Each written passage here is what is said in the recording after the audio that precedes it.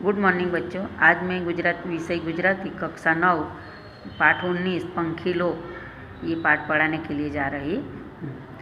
तो पंखी लोक पाठ का लेखक का नाम है मणिलाल ह पटेल।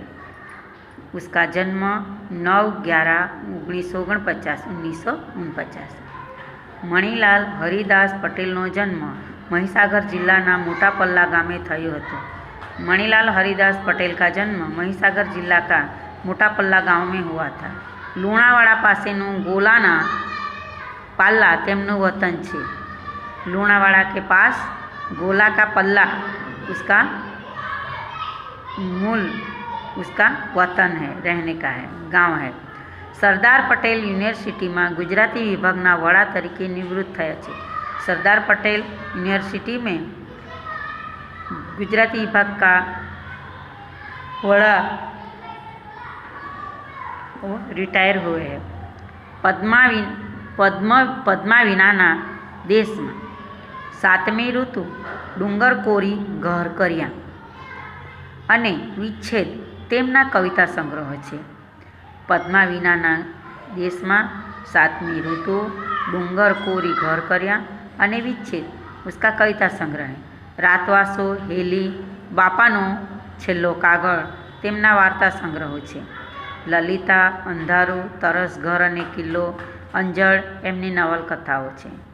वृक्षलोक मारीवटो माटीवटो कोई सात पाड़े छे, भूसाता ग्रामचित्रो मलकनी माया तोरणमाळ वगैरह तेमना निबंध संग्रह है। तरसी माटी तेमनी आत्मकथा छे। धूळमां उड़तो मेवाड़ तेमनी प्रवास कथा छे।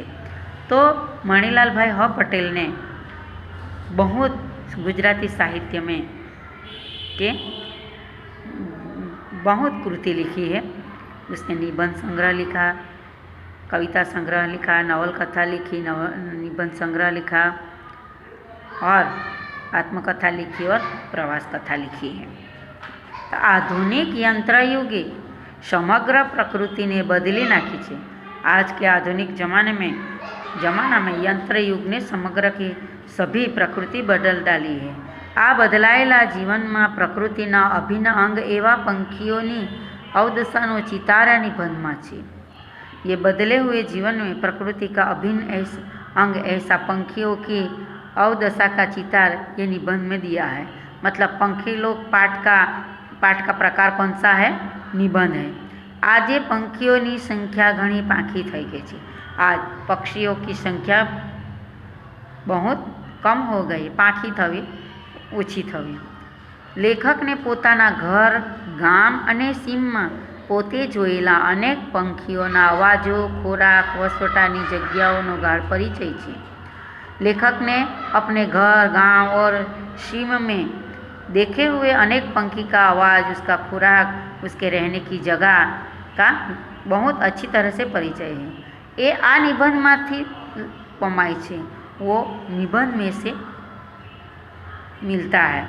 माणसे विकासना नामे ऊभी करेल जीव पद्धति ने कारण पंखी लोकનું अस्तित्व नामशेष थई गयुं छे। मनुष्य ने विकास के नाम से खड़ी हुई जीवन पद्धति के लिए पंखी लोक का अस्तित्व नामशेष हो गया, मतलब मिट गया है। एथी लेखक दुखी छे, इसीलिए लेखक दुखी हुए हैं। माटे ज ए छेल्ले पोतानी जात ने पूछे छे। इसके लिए ही तो वो लास्ट में अपनी जात को पूछता, क्या छे मारो पंखी लोक, कहाँ है मेरा पंखी लोक। पृथ्वी उपरना जीवन चक्र में पंखीओनो पण केटलो मोटो फाळो छे। पृथ्वी के ऊपर रहा जीवन चक्र में पक्षियों के लिए कितना महत्व का उसका फाड़ा है अने तेनु अस्तित्व टकावू जरूरी है। त्या निबंध में ललित रीते वर्णवायु है और उसका अस्तित्व टिकाने का जरूरी है, वो ये निबंध में अच्छी तरह से वर्णन किया गया है। तो अभी हम पाठ देखते हैं। 6 पंखीओ हजी गाम छोड़ीने सीम खेतरों छोड़ीने गया नहीं। हाँ है, पंखी अभी भी गांव छोड़कर सीम खेत छोड़कर गए नहीं हैं। जो कि एमना आश्रय स्थानों ओछा थई जवाथी एमना टोळा नाना थया छे ने उड़ा उठ के अवर जवर पाँखी पड़ी छे खरी, लेकिन उसका जो रहठान है वो कम होने के कारण वो उसका जो बहुत झुंड में रहते थे, बहुत टोले में रहते थे, वो थोड़ा कम हुआ है और उसके उड़ने की छटा आने जाने की वो कम हो गई है। आ कबूतरो जुओ ने, ये कबूतर ही देखो ना, नहीं तो गामड़ा में तो कबूतर नो पार नहीं तो गाँव में तो कबूतर का पार नहीं है, बहुत गाँव में होते हैं। ये हमें मान 8-10 जूथ में जुआ मळे छे। ये भी अभी तो 8-10 के जूथ में देखने को मिलते हैं। चबूतरो तूटवा साथे एमना सहवास स्थलों बदलाया छे। चबूतरा टूटने के कारण ही उसका सहवास रहठान है और उसका रहने का जगह है वो बदल गई है।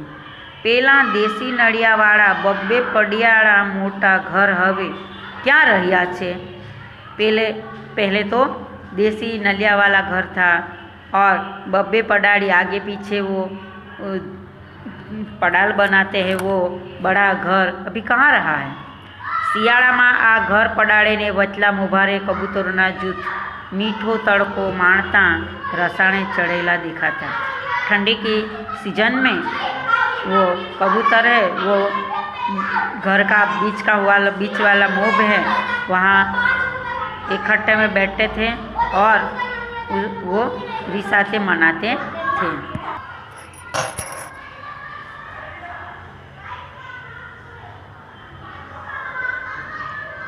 मना ये सहचार सांज सवारों में तोफान मस्ती वाला रहता और ये साथ में रहते ही सुबह शाम वो तोफान मस्ती करते रहते थे। कौन? कबूतर।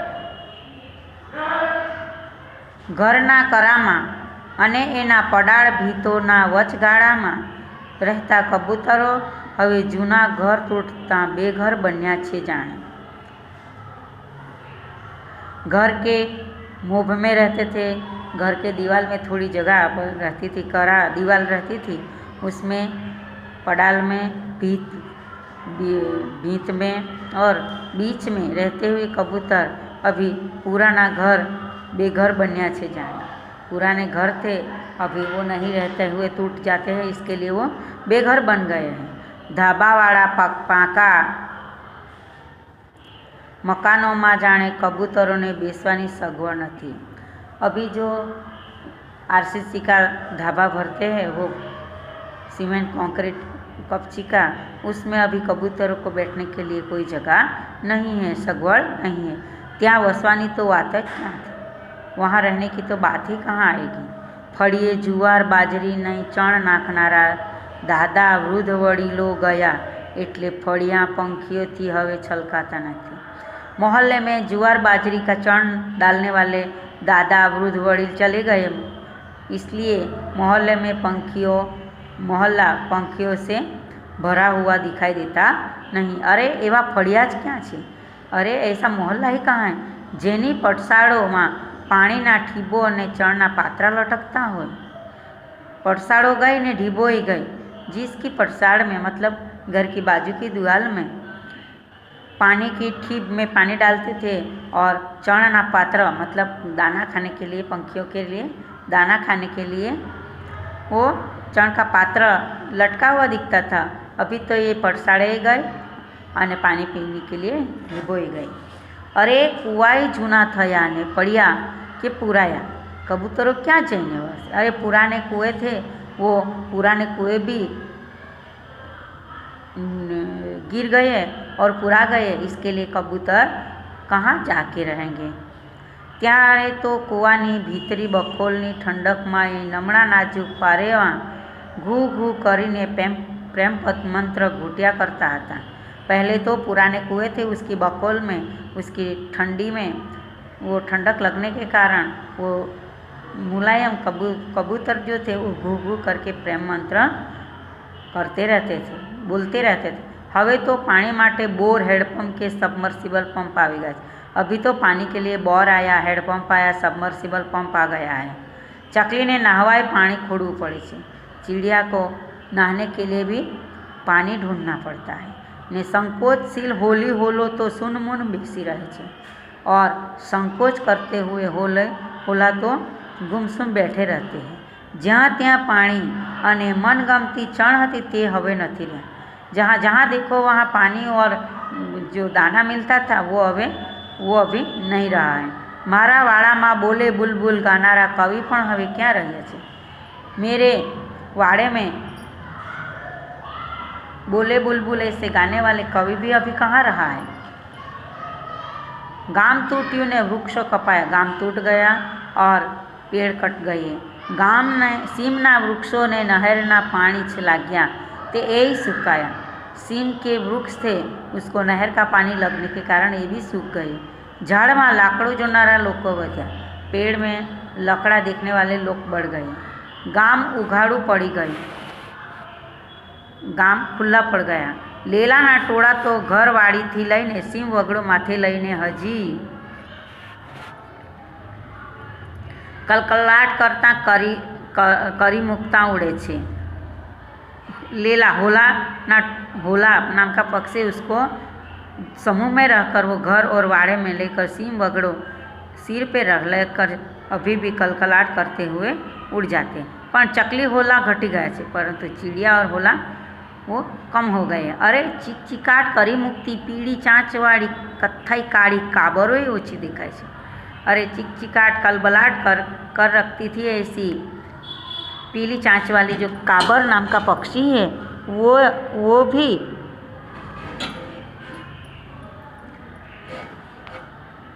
कम दिखाई देती है। चोटला काबर पण घटे, चोटला काबर भी कम हो गई। हाँ कागड़ा छे, हाँ कौवा है, पण चराना वड उपर एमनी सभा हवे भराती नथी। चरा का बरगद के पेड़ के ऊपर उसकी सभा भराती नहीं है। एक सामटा भेगा थયેલા कागड़ा कदीक ज जोवा मळे छे। एक ही साथ इकट्ठे हुए कौवे कभी ही दिखाई देते हैं। एवी संख्या में एक क्राकरा करता टोड़े वળતા જ્યારે कोई कागड़ाનું शब्द जोता, ऐसी ही संख्या में वो क्राकरा करते और इकट्ठे हो जाते थे। ऐसा कागड़ा का शब्द देखते हैं।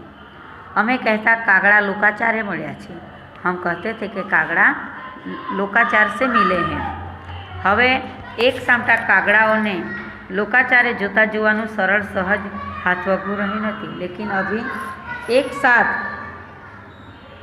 कौवे को लोकाचार में जाते हुए वो दिखाई नहीं देता है। फड़ियानी कोर पर